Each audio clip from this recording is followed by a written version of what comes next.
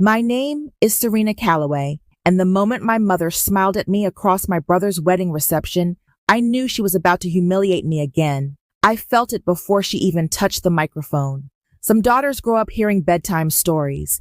I grew up learning how to survive public embarrassment with a straight face. The ballroom at the Noel Hotel glowed gold under crystal chandeliers. Waiters carried champagne between tables. A string quartet played softly near the dance floor. Everyone looked beautiful. Everyone looked happy. And sitting at table 11 beside relatives who barely remembered my birthday, I realized something terrifying. My own family had spent years turning me into the cautionary tale at every dinner table conversation. The failed daughter, the drifting daughter, the daughter who never became enough. I sat there in my emerald dress with my grandmother, Ruth Calloway's pearl bracelet wrapped around my wrist and wondered how many lies it takes before people stop seeing the real you entirely. Then my mother stood up to give her toast, and everything changed. But this story didn't begin in Nashville. It began 23 years earlier in Knoxville, Tennessee, inside a hospital room that smelled like antiseptic and stale coffee. I was 11 years old when my father, Gene Calloway, squeezed my hand beside his hospital bed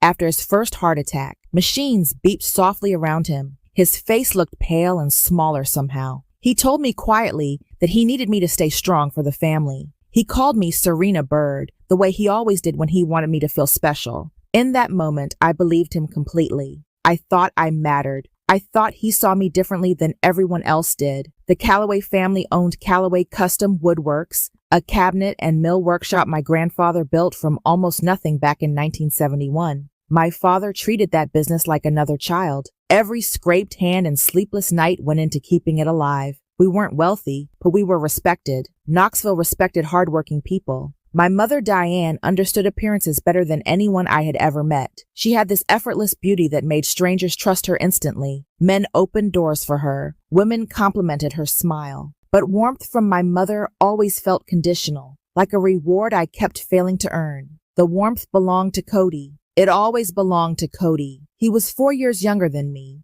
blonde-haired and naturally charming, the kind of boy teachers adored before he even opened his mouth. Once he started baseball, our entire family revolved around him like planets around the sun. My father coached. My mother packed snacks and filmed every game. They framed his photos in the hallway while my report cards disappeared into kitchen drawers. I kept trying harder anyway. Straight A's, debate club, part-time jobs during summers. I thought if I became impressive enough, someone would finally look at me with pride. Instead, my accomplishments became expected, while Cody's smallest successes were celebrated like national holidays. By 15, I'd already learned an ugly truth. Some families decide who the golden child is early, and everyone else spends years fighting gravity. When I got accepted into the University of Tennessee with a partial scholarship, I cried alone in my bedroom because I thought my life was finally changing. I remember holding that letter against my chest while staring at the ceiling fan turning slowly above me. I imagined dorm rooms and football games and a future far away from feeling invisible. Then one October evening, my father asked me to sit at the kitchen table. My mother stayed unusually quiet beside him. The air already felt wrong. Dad folded his hands carefully and told me finances were complicated. He said they couldn't cover the remaining tuition. Maybe later. Maybe community college first. Maybe next year things would improve. I stared at my mother, waiting for her to say something hopeful, but she just kept tracing the rim of her coffee mug with one finger. I said I understood because good daughters are supposed to understand sacrifice. What I didn't know was that 3 weeks earlier, my parents had signed a $47,000 loan for Cody's elite travel baseball program. Private coaches, hotels, equipment, a custom batting cage in our backyard. They had money for his dream, just not mine. At 19, I packed my life into plastic storage bins and moved to Nashville with $1,400 and a job answering phones at a property management company. My apartment in East Nashville was a converted garage with cracked tile floors and a tiny window facing a brick wall. The place smelled like motor oil whenever it rained. I cried there sometimes after work where nobody could hear me. During the day, I scheduled maintenance calls and listened to tenants scream about plumbing problems for $13.50 an hour. At night, I studied anything I could find online. Real estate licensing videos, bookkeeping tutorials, property law classes uploaded by some exhausted lawyer in Phoenix who posted lessons at midnight. Nobody pushed me. Nobody encouraged me. I became disciplined because failure felt too close behind me all the time. Every phone call home made things worse anyway. My mother kept asking when I planned to get serious about my future, while my father talked endlessly about Cody's tournaments. Eventually, I stopped calling altogether. Everything changed when Gloria Tran hired me at Meridian South Properties. Gloria terrified most employees because she noticed everything. Nothing escaped her. One afternoon, a tenant threatened legal action over a lease dispute, and I solved the entire problem before she returned from lunch. Gloria walked into my office, read the paperwork silently, then stared at me for a long moment. "You don't think like an employee," she told me. "You think like somebody building an empire." Nobody had ever spoken to me that way before. I replayed those words in my head for weeks. At 26, I used every dollar I had saved to launch Lakeview Property Group, LLC. Just me, a laptop, a rented desk, in a noisy co-working space off Charlotte Avenue. I kept my name hidden from everything. No interviews, no photos, no public profiles. Contracts ran through Carol Birch, my attorney. I knew exactly what my family would do if they discovered I was building something valuable. They would either take credit for it or destroy my confidence trying. And somehow, despite all of it, Lakeview grew. By 30, my company managed hundreds of residential units across Middle Tennessee. Revenue crossed $2 million annually. I bought a condo in the Gulch with floor-to-ceiling windows overlooking the Cumberland River. I started wearing tailored clothes instead of discount store blouses. I learned how success feels when nobody hands it to you. But the strangest part came 2 years ago when Cody unknowingly became one of my clients. His fiancée Brittany's parents needed a reliable property management company for an investment building in Germantown. They hired Lakeview without realizing I owned it. Cody spent months bragging to everyone about how incredible this mysterious company was.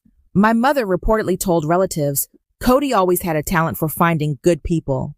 Aunt Patricia texted me that update, along with 3 laughing emojis and 1 angry one. She was the only person in my family who ever told me the truth. The morning before the wedding, Aunt Patricia called, sounding nervous. She lowered her voice immediately. "Serena," she whispered, "your mother's been telling people you had some emotional breakdown after Marcus left you." Marcus was a man I dated briefly 4 years earlier. The relationship lasted 8 months. Apparently, my mother had turned it into a lifelong tragedy. She used to explain why I never became successful. I thanked Patricia and said I'd be fine. But after hanging up, I sat silently in my condo, staring out at Nashville traffic for almost an hour. Part of me wanted to skip the wedding entirely. Another part still hoped maybe this time things would feel different. Families can surprise you, right? I spent years believing that. At the wedding reception, my mother approached me near the bar during cocktail hour. Her eyes swept over me slowly, evaluating everything. "You look exhausted, sweetheart," she said softly. "Are you taking care of yourself?" The concern sounded rehearsed. I smiled politely and told her I was doing great. She tilted her head like she didn't believe me. Cody hugged me afterward, and for a second I almost relaxed. He looked genuinely happy to see me. That made everything harder somehow. Dinner passed without problems. Then the speeches began. Brittany's father spoke beautifully. The maid of honor made everyone laugh. Then my mother stood up and reached for the microphone before anyone offered it to her. My stomach tightened immediately. She talked about Cody like he had survived war instead of failing out of minor league baseball and moving into insurance sales. The room laughed at all the right moments. Then suddenly she turned toward me with that polished smile she used whenever she wanted to cut me open politely. "And of course, my daughter Serena is here tonight," she said brightly. "She's always marched to her own little drum." Several guests turned toward my table. I felt heat crawling slowly up my neck. No degree, no real direction yet, but we still love her anyway. Laughter scattered awkwardly across the ballroom. Some people looked uncomfortable. Others smirked into their wine glasses. My mother laughed too. That hurt worst of all. I sat frozen for exactly 5 seconds. Then I stood up. The room slowly quieted as I crossed toward the spare microphone near the dance floor. My heels clicked sharply against marble. My hands looked calm even though my heart felt violent inside my chest. Cody's face had gone completely pale. My mother watched me carefully now, suddenly unsure. I lifted the microphone and smiled gently. Actually, I said, I think tonight might be the perfect time to clear something up. And that was the moment my mother realized I knew far more than she ever imagined. Actually, I said, gripping the microphone tightly, I think tonight might be the perfect time to clear something up. The ballroom went silent so fast I could hear glasses clinking near the bar. My mother's smile twitched for half a second. That tiny crack in her expression gave me strength. I looked directly at Cody first because he deserved that much. I love my brother, I said softly, and I'm genuinely happy for him tonight. Cody looked confused and terrified at the same time. Then I turned toward the room full of guests staring at me. But since my mother brought up my life, I think people deserve the full version instead of the edited family story. My mother stepped toward me immediately. Serena, honey, this isn't the time. Her voice sounded sweet, but panic had already entered her eyes. For the first time in my life, I didn't back down from her, not even a little.